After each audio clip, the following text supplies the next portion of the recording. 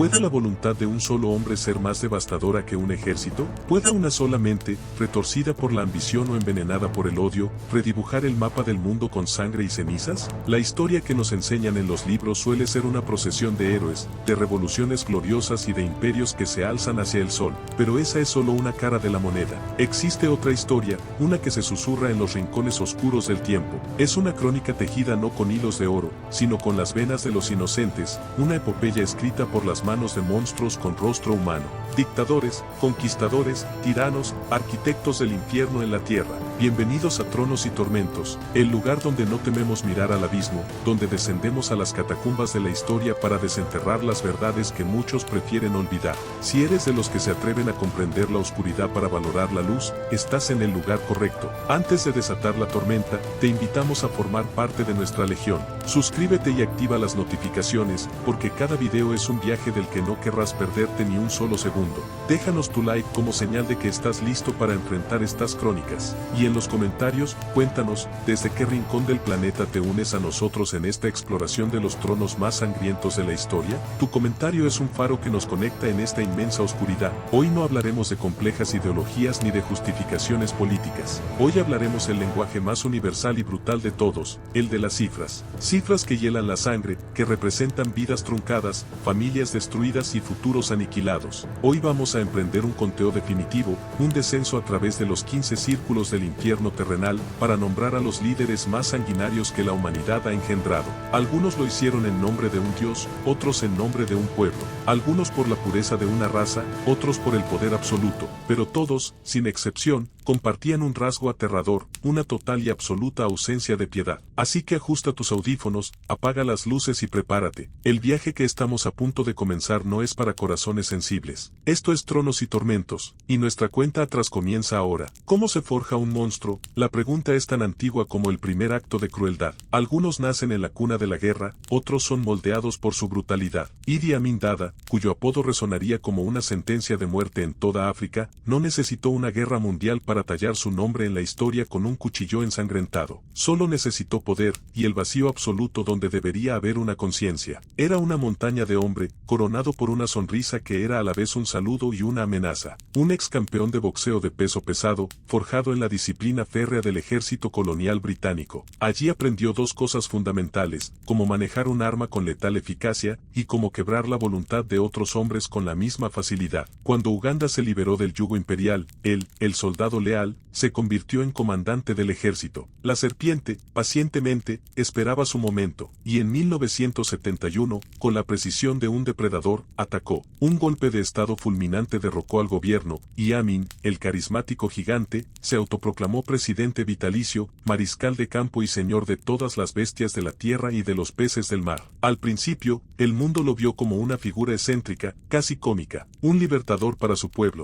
pero tras la fachada de los discursos nacionalistas y las medallas autootorgadas, el infierno abría sus puertas. El aire de Uganda se enrareció, la paranoia se convirtió en la moneda de cambio. Comunidades enteras, como la asiática, fueron expulsadas con lo opuesto, sus vidas y negocios confiscados. Y entonces comenzó la purga. Sus escuadrones de la muerte peinaban las ciudades y los campos. Intelectuales, jueces, líderes tribales, clérigos, cualquier persona que representara una sombra de disidencia, simplemente, desaparecía. El Nilo, fuente de vida, se convirtió en un cementerio flotante, sus aguas infestadas de cocodrilos que se daban un festín con los cuerpos mutilados de los enemigos del régimen. El miedo no era una herramienta de gobierno, era la atmósfera que se respiraba. Susurros de canibalismo reptaban desde el palacio presidencial, rumores tan grotescos que parecían ficción, pero en la Uganda de Idi Amin, la realidad siempre superaba a la pesadilla. Su reinado de terror, que duró 8 largos años, terminó como suelen hacerlo, con una invasión y un exilio cobarde. Pero para entonces, el daño era irreparable. 500.000 de vidas extinguidas por el capricho de un solo hombre. Pero la tiranía tiene muchos rostros. A veces, no lleva la máscara de la brutalidad animal, sino la del intelecto, no blande un machete, sino un manifiesto. A veces, la mayor masacre se comete en nombre de la utopía. La historia oficial lo ha esculpido en mármol, el intelectual, el estratega, el libertador que derribó un imperio imperio zarista decadente. Pero aquí, en Tronos y Tormentos, no nos conformamos con el mármol, raspamos la superficie para encontrar la sangre reseca que se esconde debajo, porque tras el mito del fundador de la Unión Soviética, yace el arquitecto de una máquina de opresión estatal sin precedentes. Vladimir Ilich Ulyanov,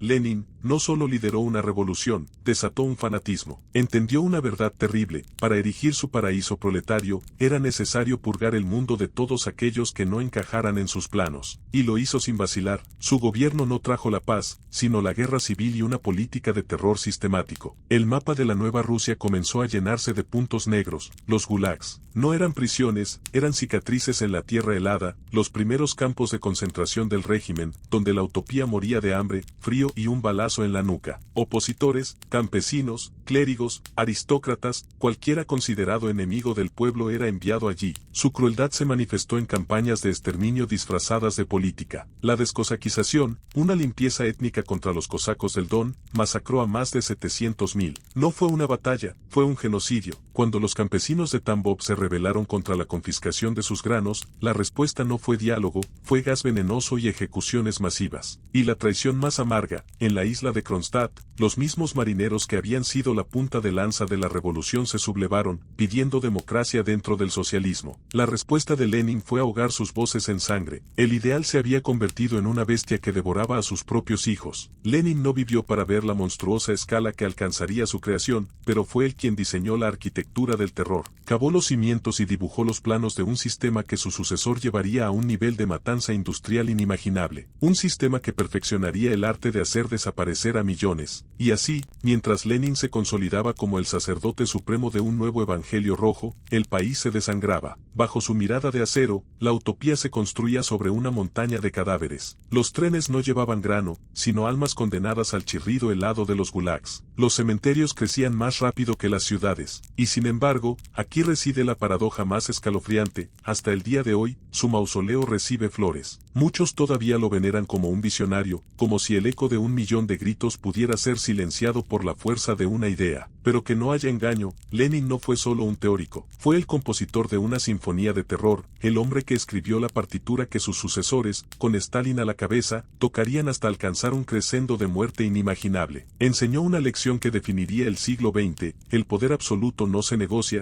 se impone con un puño de hierro y un río de sangre. Pero el terror no siempre viste el uniforme de la ideología totalitaria. A veces, nace de la promesa rota, del sueño de libertad que se convierte en una pesadilla fratricida. Imaginen un gigante que despierta. Nigeria, en los años 60, era precisamente eso, la nación más poblada de África, un mosaico de culturas con un corazón que bombeaba oro negro. Su independencia prometía ser el amanecer de una nueva era, pero las promesas, en la arena del poder, son a menudo las primeras víctimas. De las cenizas de una serie de golpes de estado sangrientos, emergió una figura inesperada: Yakubu Gobon. Un joven oficial, con apenas 32 años, se encontró de repente al timón de un barco a punto de naufragar. Su lema era simple y absoluto: mantener a Nigeria unida, a cualquier precio. Cuando la región del sudeste, hogar del pueblo Igbo, declaró su independencia como la República de Biafra, Gobon no vio un anhelo de libertad, vio una traición, y su respuesta fue un martillo. La guerra que desató no fue solo por el territorio, fue una guerra por el alma de la nación y, sobre todo, por el control de sus vastas reservas de petróleo. Durante 3 años, el ejército nigeriano aplicó una estrategia de tierra quemada, pero su arma más cruel no fueron las bombas ni las balas, fue el silencio, un torniquete invisible y letal. Gobon ordenó un bloqueo total sobre Biafra. Nada entraba, nada salía. Las imágenes que dieron la vuelta al mundo: niños esqueléticos, con la mirada perdida y vientres hinchados como macabros tambores de guerra, no eran un efecto colateral, eran el objetivo. El hambre no fue un accidente, fue un instrumento de Estado. Cada estómago vacío era una victoria táctica. Mientras los diplomáticos hablaban de paz en salones con aire acondicionado, 1.000.000 de civiles morían lentamente, en silencio, devorados desde dentro por el arma más antigua de todas. Gobon ganó su guerra, preservó la unidad de Nigeria sobre una fosa común, y la ironía final, la que sella su lugar en esta crónica de tormentos: nunca fue juzgado. Fue derrocado, sí, pero por otro golpe militar, no por sus crímenes. La historia lo recordará como el hombre que convirtió el hambre en su general más leal. De la hambruna como estrategia, pasamos a la demencia como política de Estado, porque hay tiranos que matan por poder, y hay otros que parecen matar por el puro placer de la crueldad. Cada amanecer en Addis Abeba, bajo el régimen de Mengistu traía consigo un ritual macabro. Los ciudadanos encontraban cuerpos esparcidos por las aceras, como si fueran basura dejada por la noche. No había nombres, solo una nota clavada en el pecho con una frase burocrática y helada: enemigo del pueblo. Mengistu, un oficial de baja graduación, emergió del caos tras la caída del emperador Haile Selassie. Prometió una utopía marxista, entregó un matadero, importó el concepto del terror rojo de sus ídolos soviéticos y lo aplicó con un sadismo teatral. Su régimen, el Derg,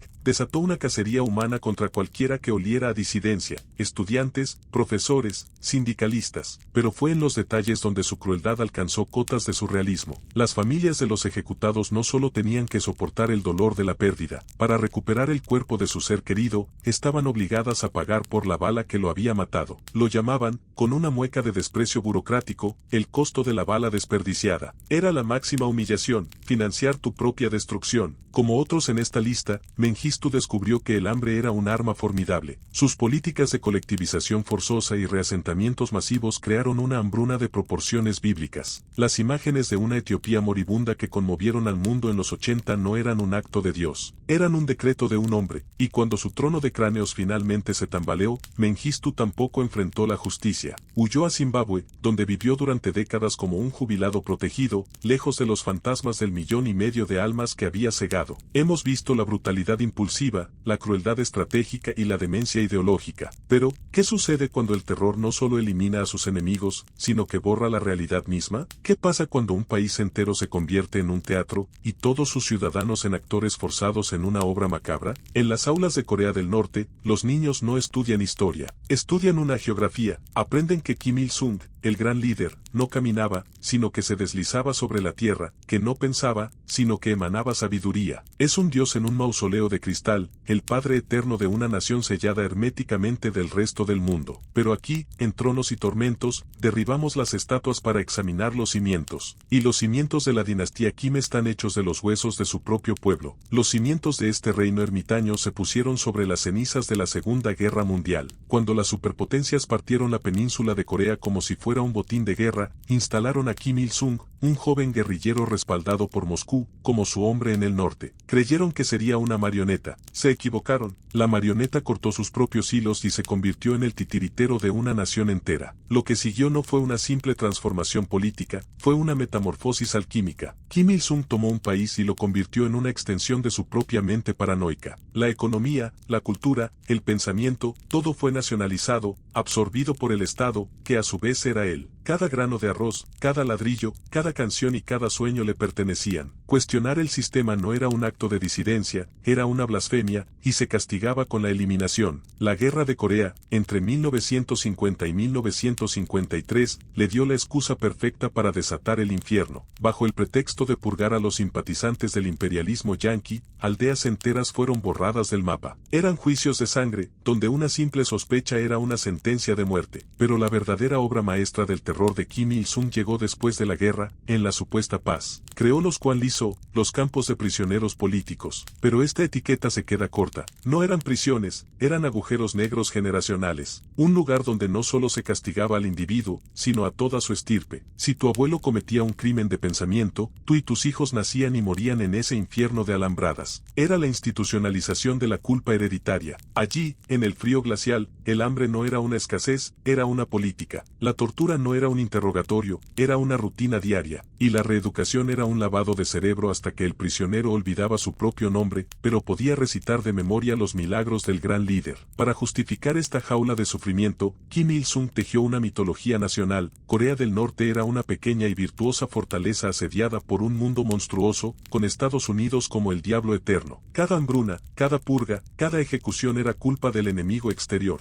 Era una mentira tan colosal que, repetida hasta la saciedad, se convirtió en la única verdad. Cuando el gran líder finalmente murió, no desapareció. Se transmutó en estatua de bronce, en retrato omnipresente. Su legado fue una maldición dinástica, un trono de terror que pasó a su hijo, y luego a su nieto, sellando el destino de millones en una pesadilla sin fin. Kim Il-sung construyó una prisión para la mente. Pero, ¿qué sucede cuando la locura ideológica va un paso más allá? Cuando el objetivo no es controlar la historia, sino borrarla por completo? Cuando un líder decide que para construir el paraíso, primero debe reducir su nación a cenizas y empezar desde el año cero. Imagina el sonido de un golpe seco en tu puerta en mitad de la noche. No es un ladrón, es el Estado. Un joven soldado con la mirada vacía te ordena abandonar tu hogar. No puedes llevar nada, solo la ropa que llevas puesta. Tu casa, tus libros, tus fotos, tu vida entera, ya no te pertenecen. Debes marchar. ¿La razón? Eres médico, profesor, estudiante, sabes leer, usas gafas, y en la Nueva Camboya, el conocimiento es una enfermedad mortal. Así comenzó el experimento más demente y autodestructivo del siglo XX. Su arquitecto, Salot Sar, un intelectual educado en París que, bajo el nombre de Pol Pot, regresó a su patria para liderar a los Khmeres Rojos. En 1975, tomaron el poder y desataron el apocalipsis. Su visión era una utopía agraria pura, una sociedad sin dinero, sin mercados, sin religión, sin familias, sin pasado. La capital, Phnom Penh, una ciudad de 2 millones de almas, fue vaciada en 72 horas. Fue un éxodo forzado bajo un sol asesino, un río de humanidad despojada marchando hacia los campos, hacia la nada. Los ancianos y los enfermos que caían en el camino eran abandonados a su suerte. Quienes sobrevivieron a la marcha llegaron a un infierno peor, campos de trabajo forzado donde la jornada era de 12 horas, la ración de comida un cuenco de arroz aguado y la única medicina era la obediencia ciega. Pero el verdadero horror era la purga. El régimen de Pol Pot cazaba activamente a cualquiera que representara el viejo mundo. Bastaba tener las manos suaves,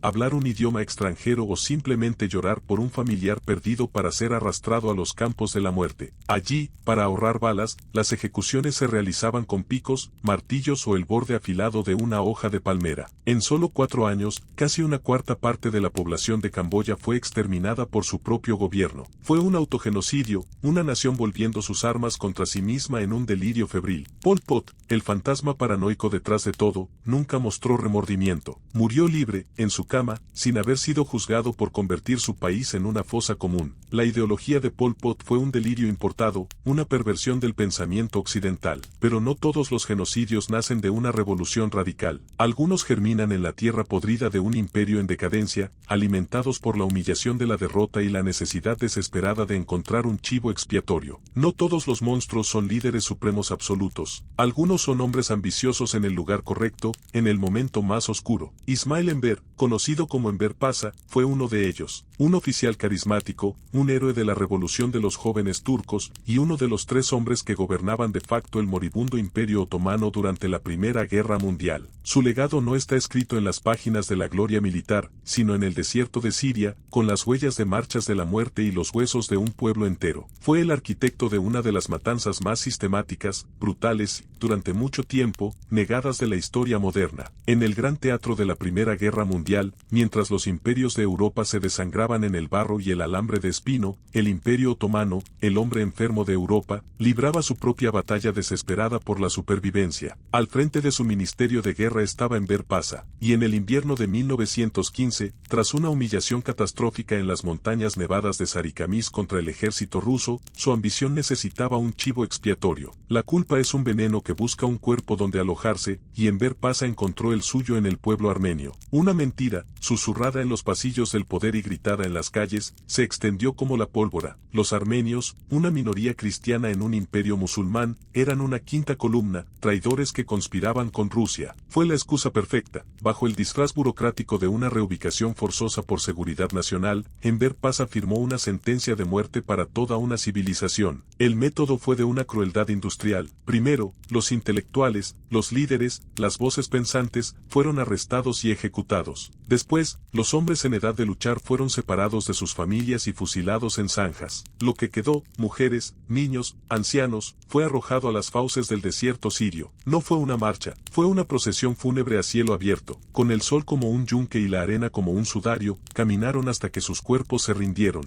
Los que no morían de sed o agotamiento, eran masacrados masacrados por bandas de asesinos autorizadas por el Estado. Pero la purga no se detuvo ahí, fue una poda étnica. Griegos, pónticos y asirios también fueron cazados y exterminados con la misma eficiencia brutal. El resultado fue un cataclismo humano. Se estima que hasta 1.5 millones de armenios, junto con cientos de miles de griegos y asirios, fueron borrados de la faz de la tierra. Fue un crimen tan nuevo en su escala, tan metódico en su locura, que el lenguaje humano tuvo que inventar una nueva palabra para contener su horror: genocidio. Enver Paša, el arquitecto de esta aniquilación, murió en el exilio, luchando en otra guerra lejana, sin haber enfrentado jamás la justicia por su obra maestra de la muerte. Y aunque su crimen marcó un antes y un después, la humanidad no aprendió, porque la sed de sangre y conquista es tan antigua como la civilización misma. Siglos antes, otro líder ya había dejado un rastro de sangre que se extendía por el mundo conocido. La historia lo viste de oro y lo llama magno. Pero aquí, en Tronos y Tormentos, arrancamos el oro para ver la sangre que hay debajo. Su leyenda es deslumbrante. El joven príncipe de Macedonia que, antes de cumplir los 33, había forjado con su espada un imperio que se extendía desde Grecia hasta la India. Su padre, el rey Filipo, le dio un ejército invencible. Su tutor, el gran Aristóteles, le dio la mente más brillante de su tiempo. Y el mundo, por desgracia, le dio un escenario para su hambre insaciable de gloria. Tras la muerte de su padre, Alejandro desató sus falanges sobre el mundo. Su campaña no era solo de conquista, era una tormenta de aniquilación.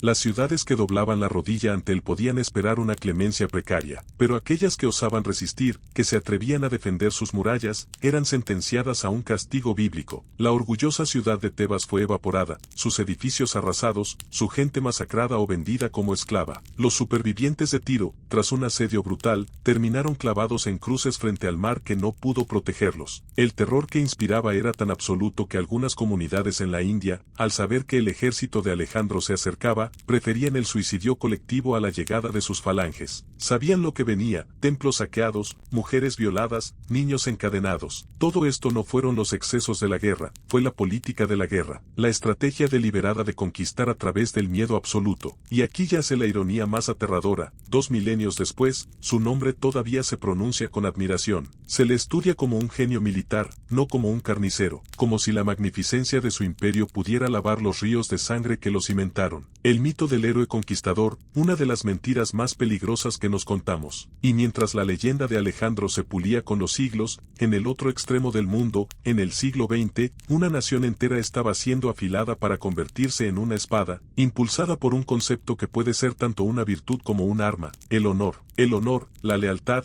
la devoción al emperador, conceptos nobles que, en las manos equivocadas, se convierten en las herramientas más afiladas del exterminio. Y el hombre que empuñó estas herramientas con una eficiencia glacial fue Hideki Tojo. No era el tirano carismático que se impone por la fuerza de su personalidad. Tojo era algo quizás más aterrador: un burócrata de la muerte, un militar disciplinado, calculador, apodado la navaja por su mente afilada y su obsesiva atención al detalle. Ascendió metódicamente por las filas del ejército hasta convertirse en primer ministro de Japón en 1941, justo a tiempo para dar la orden que incendiaría el Pacífico, el ataque a Pearl Harbor. Detrás de su porte rígido, ardía la llama de un fanatismo inquebrantable. Tojo estaba convencido de la superioridad racial de Japón y de su destino divino de gobernar Asia. Su visión: una esfera de coprosperidad de la gran Asia Oriental, un nombre poético para un imperio construido sobre bayonetas y fosas comunes. Bajo su mando, el soldado imperial se convirtió en un demonio, y el sol naciente proyectó una sombra de muerte sobre China, Corea y todo el sudeste asiático, una sombra que aún hoy hiela la sangre. La sombra del sol naciente se alargó y devoró ciudades enteras. En Nankín, la capital china, la historia se detuvo y el infierno descendió. Durante 6 semanas, la ciudad fue entregada a la bestia desatada del ejército imperial. No fue una batalla, fue una violación.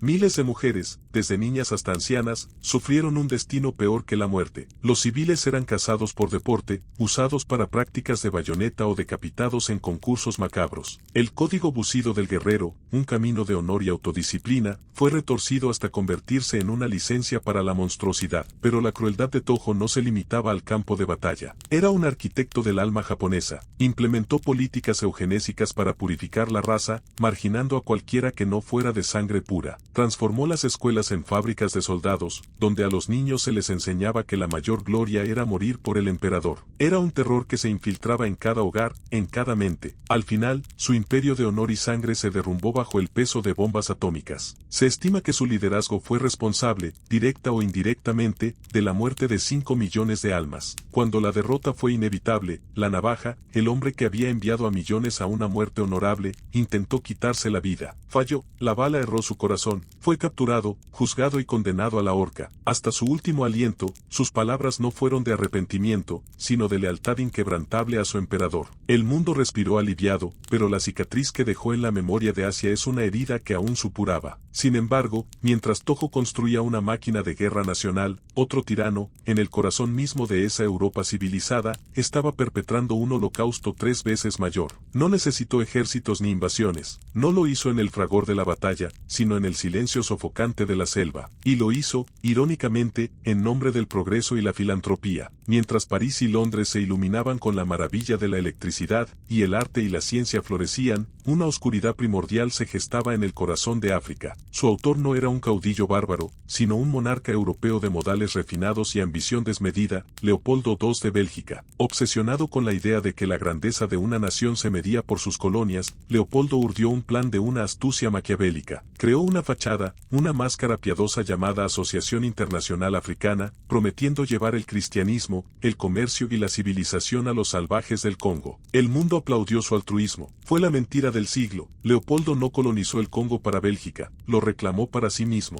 El territorio, 76 veces más grande que su propio país, se convirtió en su feudo privado, su matadero personal. Su dios era el caucho, y para extraer ese oro blanco de la selva, desató un régimen de esclavitud tan absoluto que desafía la imaginación. Las aldeas tenían cuotas imposibles de cumplir. Quienes fallaban, sentían el látigo de chicote, hecho de piel de hipopótamo. Quienes se rebelaban, eran ejecutados. Pero su sello distintivo, el símbolo eterno de su reinado, fueron las manos cortadas. Su milicia privada, la Force Publique, formada por mercenarios y nativos esclavizados, debía justificar cada bala gastada. La prueba era una mano derecha cercenada. Pronto, las manos se convirtieron en la moneda de cambio del terror. Se cortaban manos de los vivos como castigo, y de los muertos como prueba. Cestas llenas de manos ahumadas llegaban a los puestos de avanzada como trofeos. La selva del Congo, antes un santuario de vida, se convirtió en un eco de gritos, su tierra empapada en sangre y caucho. Se estima que la mitad de la población, entre 10 y 15 millones de personas, pereció bajo su yugo. Un genocidio silencioso, oculto durante décadas bajo el manto de la caridad. Y Leopoldo, el rey carnicero, nunca pisó un tribunal. Murió en su palacio, rodeado de una riqueza obscena amasada sobre una montaña de manos cortadas. La codicia de Leopoldo fue un horror moderno, pero la ambición de construir imperios sobre pirámides de cráneos es una pesadilla mucho más antigua. En las vastas y salvajes estepas de Asia Central, surgió un hombre cuyo nombre se convirtió en sinónimo del apocalipsis. No era Gengis Khan, aunque se proclamaba su heredero espiritual. Era algo distinto, quizás más aterrador. Tamerlán, o Timur el Cojo, fue el maestro del terror psicológico, un artista de la aniquilación. Para él, la guerra no era solo un medio para un fin, era un performance, y su escenario era el mundo. Nacido en el turbulento siglo XIV, Tamerlán emergió como un torbellino de violencia. Su sueño era simple y monstruoso, reconstruir el imperio mongol, desde la India hasta el Mediterráneo, y no dejar a nadie vivo que pudiera contar la historia de su resistencia. A diferencia de otros conquistadores, Tamerlán no solo buscaba la victoria, buscaba dejar una cicatriz en la memoria de la humanidad. Cada ciudad conquistada se convertía en un lienzo para su brutalidad. No solo las saqueaba, las desmantelaba, alma por alma. En Bagdad, ordenó a cada uno de sus soldados traer la cabeza de un habitante. El resultado, 120 torres construidas con 90.000 cráneos. En Delhi, su ejército desató un tsunami de masacre que dejó la ciudad ahogada en su propia sangre. En Isfahán, construyó una pirámide con las cabezas de 70.000 personas. Estas no eran simples masacres, eran su tarjeta de visita, monumentos a la futilidad de desafiarlo. Su mensaje era inequívoco, grabado en hueso y piedra: la resistencia no significaba la muerte, sino la erradicación total, una muerte tan horrible que las generaciones futuras temblarían solo al escuchar su nombre. Y el mundo, de hecho, tembló. Se calcula que las campañas de Tamerlán no fueron guerras, sino actos de erradicación que extinguieron a 17 millones de almas. No como daño colateral, sino como el punto central de su doctrina, gobernar a través de la aniquilación. Murió en 1405, a las puertas de China, planeando una conquista más. Su cuerpo fue sepultado en un mausoleo de una belleza exquisita en Samarcanda, una joya arquitectónica construida sobre un cementerio continental. Su legado no fue un imperio, fue una cicatriz en el alma del mundo, y aunque parezca imposible concebir una brutalidad mayor, aún debemos descender más en este abismo, porque el siguiente tirano en nuestra lista no solo conquistó naciones, conquistó mentes, no construyó pirámides de cráneos, sino fábricas de muerte, diseñadas con una eficiencia industrial para borrar de la tierra a todos aquellos que consideró indignos de respirar. Fue un cabo anónimo en las trincheras, un artista fracasado, un espía mediocre, un nadie, y de esa nada, emergió para convertirse en el rostro del apocalipsis del siglo XX. Adolf Hitler no solo desató una guerra que consumió al planeta en llamas, forjó una ideología tan tóxica que su veneno aún corre por las venas ocultas del mundo. Tras la Gran Guerra, Alemania era el cadáver de un imperio, humillado en Versalles, desangrado por la hiperinflación y devorado por el caos. En las heridas abiertas de esa nación rota,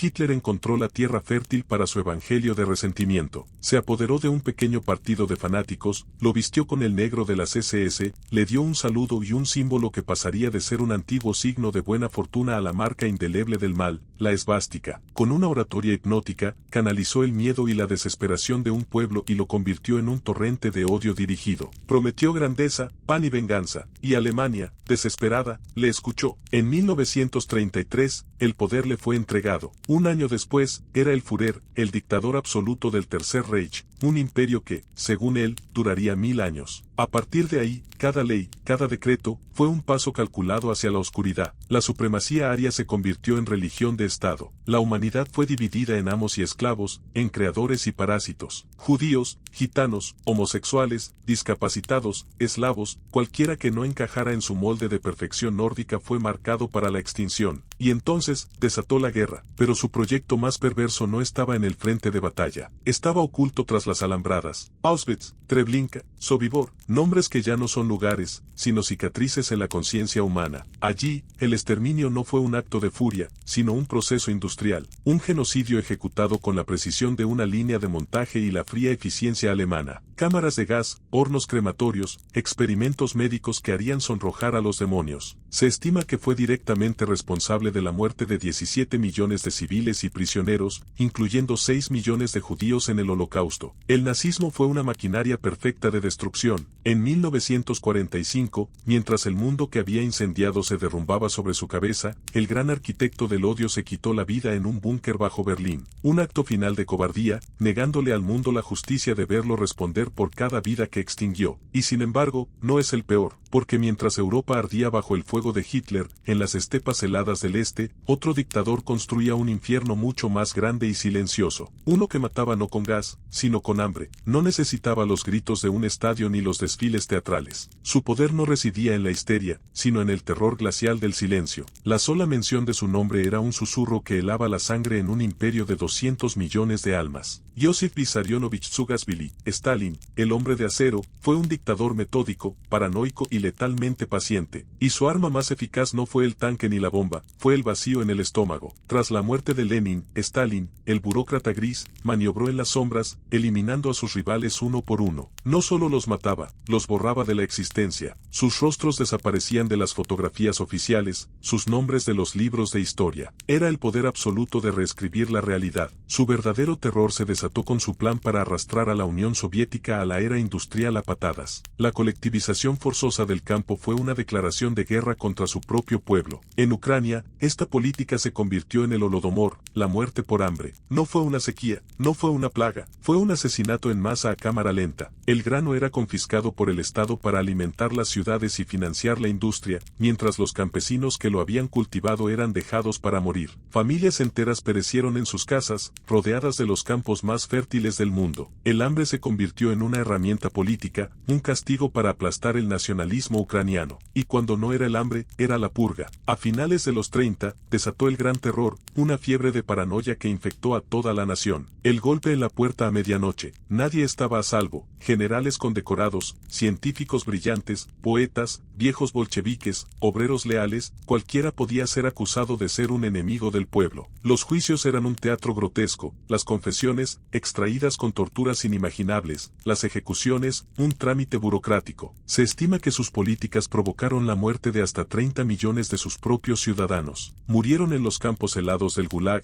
de un balazo en la nuca en el sótano de la Lubianka, o de inanición en la tierra que antes los alimentaba. Y Stalin, el zar rojo, murió en 1953, no en un búnker, sino en su cama, rodeado de un poder tan absoluto que, cuando un derrame cerebral lo fulminó, sus aterrorizados guardias no se atrevieron a entrar en su habitación durante horas para ayudarle. Murió ahogado en el mismo miedo que había sembrado, y aún hoy, su retrato cuelga en algunos hogares, venerado como el hombre que derrotó a Hitler y modernizó a una nación. La pregunta es, ¿a qué precio? Para algunos, fue un héroe de guerra, el hombre que detuvo a los nazis en las puertas de Moscú. Para otros, fue el carnicero de su propio pueblo. Pero incluso la cifra astronómica de Stalin, tan vasta que desafía la comprensión, no es la cima de esta montaña de cráneos. Porque antes que él, un conquistador barrió Asia como una plaga de langostas. Y después de él, un hombre, en nombre de la revolución, borraría de la faz de la tierra a más personas que cualquier otro ser humano en la historia registrada. Prepárense, nos acercamos a la cima del abismo. Su nombre de nacimiento era Temuín, un niño de la estepa, hijo de un jefe tribal envenenado. Su infancia fue una lección brutal de supervivencia, abandono, esclavitud,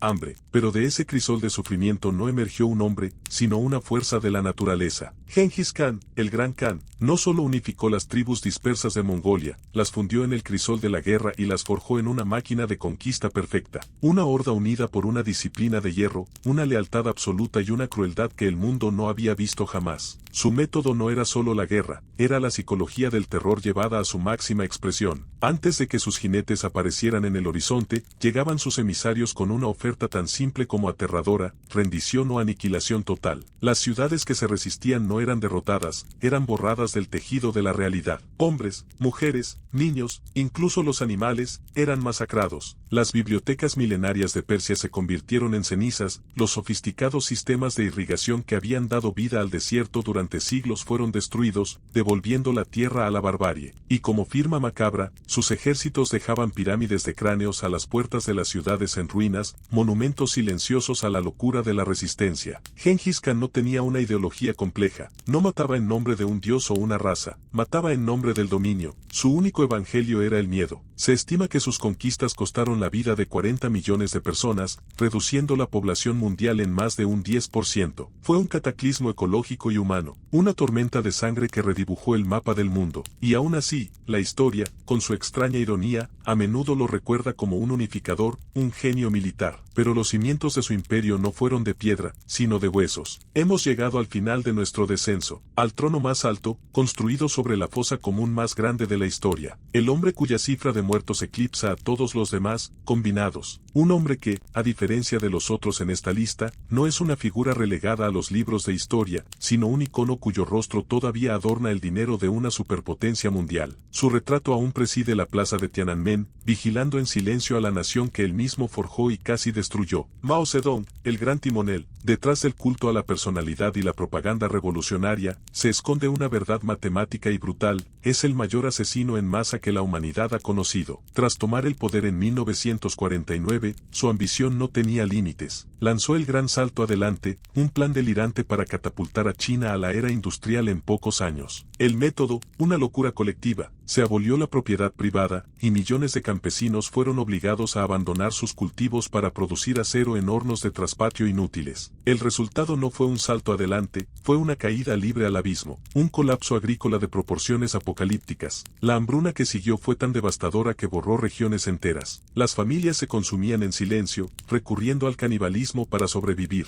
Y mientras millones morían, el Partido Comunista exportaba grano y negaba la catástrofe. Fue el hambre como política de Estado, una indiferencia tan colosal que se convierte en un acto de asesinato. Pero Mao no había terminado. Desató la revolución cultural, una purga diseñada para destruir el alma de China. Los jóvenes, adoctrinados y convertidos en sus guardias rojos, denunciaron a sus padres, humillaron a sus maestros y destruyeron un legado cultural de 5000 años. Templos, libros, arte, todo lo que no servía a la revolución era reducido a escombros. Fue una lobotomía cultural a escala nacional. Entre las hambrunas, las purgas, los campos de reeducación y las ejecuciones, se estima que el régimen de Mao fue responsable de la muerte de hasta 78 millones de sus propios ciudadanos. Una cifra que nuestra mente apenas puede procesar. Es el equivalente a borrar del mapa la población actual de Alemania. Murió en 1976, no en un búnker ni en el campo de batalla, sino en su cama, venerado como un dios, sin juicio, sin castigo, y así concluye nuestro viaje a través de los tronos más oscuros de la historia. Hemos caminado por los pasillos del poder absoluto y hemos visto cómo los ideales más nobles pueden retorcerse hasta convertirse en justificaciones para la matanza. Hemos aprendido que la línea que separa al héroe del monstruo es, a veces, aterradoramente delgada. Estos no son solo cuentos del pasado, son advertencias, recordatorios de que cuando el poder se concentra sin control, cuando la ideología ciega a la humanidad y cuando las vidas se convierten en meras estadísticas, la historia deja de ser una crónica de progreso y se convierte en una profecía de nuestra propia destrucción. Gracias por acompañarnos hasta el final en este descenso al corazón de las tinieblas. Si esta crónica te ha hecho pensar, si te ha estremecido y si crees que estas historias deben ser contadas, te invitamos a unirte a nuestra comunidad. Suscríbete a Tronos y Tormentos y activa la campana para no perderte ni una sola de nuestras exploraciones. Déjanos tu like si valoras el viaje que hemos emprendido juntos. Y lo más importante, cuéntanos en los comentarios qué te ha parecido este conteo. ¿Qué tirano te ha impactado más? ¿Y qué otra figura oscura de la historia merece su propio lugar en nuestro canal? Leemos cada uno de vuestros comentarios. Vuestras voces son esenciales en esta conversación. Hasta la próxima vez, que la historia os sirva de guía, y no de sentencia. Esto es Tronos y Tormentos.